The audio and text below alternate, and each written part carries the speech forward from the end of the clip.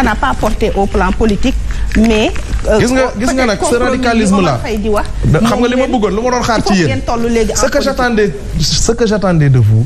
mooy ngeen approfondir la réflexion quand vous me parlez de radicalité. ça a commencé quand. cette radicalité de Pastef ça a commencé mais voilà. Entre 2014 et 2021, vous n'avez jamais vu Pastef avoir un discours radical. C'est parce que quand une question de survie s'est posée, bi ñu attaqué ba nar ñoo faagaagal di ñu menacer d'emprisonnement di ñu menacer de dissolution, c'est à partir de ce moment-là qu'on a vu Pastef dans sa réplique avoir un discours radical. Et c'est tout à fait normal. Entre 2014 et 2021 nous sommes évertués à montrer aux Sénégalais lan la ñu bëgg a def ci réew mi. On a suscité des débats ici. D'ailleurs, il y a un journaliste, je vais le paraphraser, qui disait que Pastef était une bonne information, était une bonne nouvelle pour la politique au Sénégal. Parce que de 2014 à 2021, nous avons suscité débat yi. Débat sur les impôts, débat sur comment on appelle ça, sur le pétrole, débat sur pas mal de choses. À partir de 2021 nag il était tout à fait normal kuñ ko fi defoon. non dañu laal seen amour propre. ngeen génnee seen i griffe. suñu amour propre. avec l'affaire non ñun doxewuñu ci affaire amour propre. xam nga ci la ñuy dox est-ce que franchement. vous êtes à l'aise par rapport ak situation actuelle bi le comportement de Ousmane.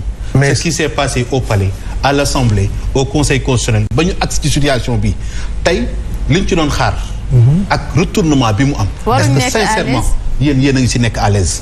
non j'ai pas compris la question. à l'aise par rapport ak renvoi wu li nga xam ne si moom moo di élection yi amnistie bi génn Ousmane Sonko. mais renvoi élection yi kan moo ko renvoyé. non mais loolu moom mooy waxtaan bi. non kan moo renvoyé élection yi Ousmane moo renvoyé élection yi. mais li ci xew lépp. Kader retournement bi mu am je vais t'expliquer écoute-moi un tout petit peu.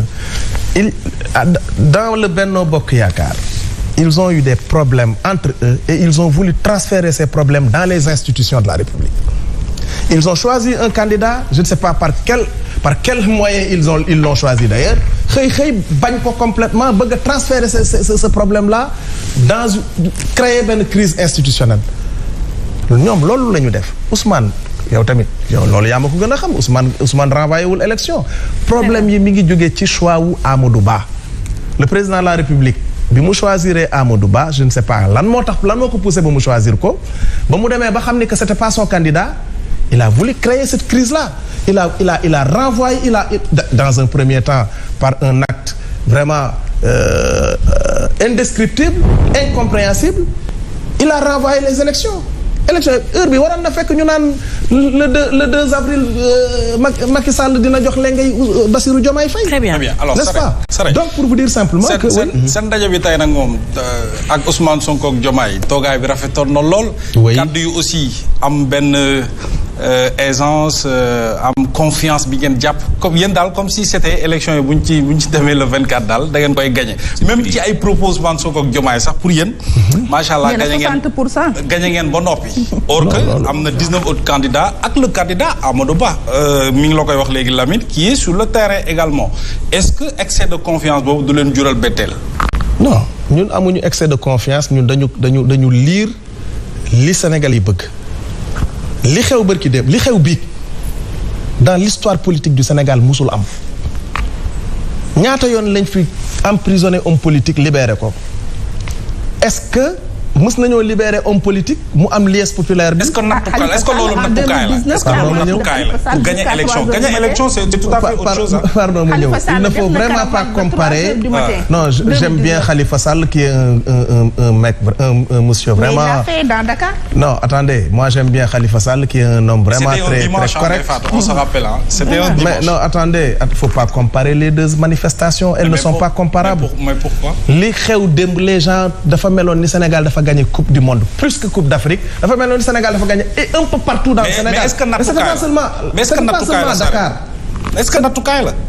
non dama ni loolu ma ni nattukaay bi xam nga mooy lan. waaw ñun ñi nga xam ne ñooy nekk population bi di def suñuy caravane ñun ñoo xam lan mooy réaction population yi. très bien. ñun ñoo xam fan lañu population yi teg ba ñu war a am confiance ne dañu war a gagner élection yi cependant taxul ñuy nelaw.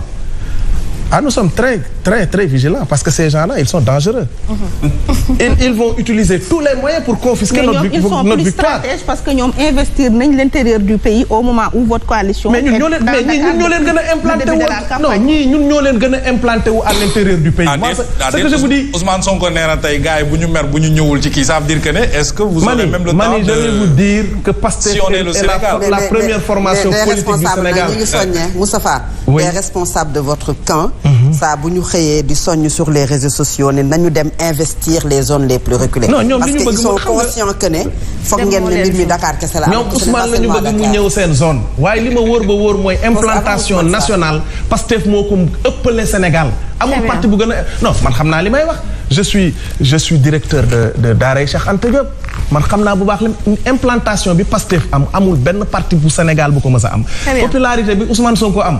amul benn dans l'histoire du Sénégal amul benn homme politique bu mës a am popularité bi Ousmane Sonko am loolu nag yéen constaté ngeen ko. alors xanaa da nga fàtte Ablaye Wade avec ses longues marches. Mais c'est même pas comparable j'adore ce vieux qui nous a fait rêver quand on était élèves et étudiants mais Abdoulaye les deux popularités ne sont pas les mêmes Ousmane Sonko. yàlla moo xar xolu Sénégalais yi dugal ci Ousmane Sonko c'est ça la vérité. Merci, il faut pas que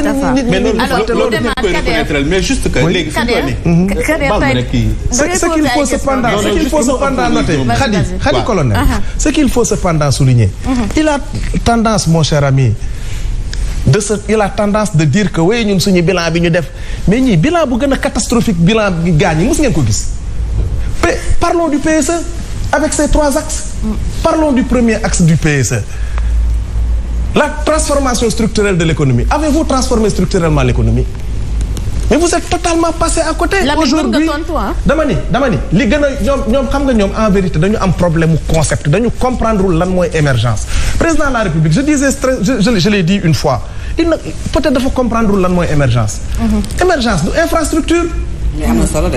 dama ni émergence infrastructure day accompagner émergence day accompagner développement. très bien xam nga li gën a yomb ci liggéeyu président de la République.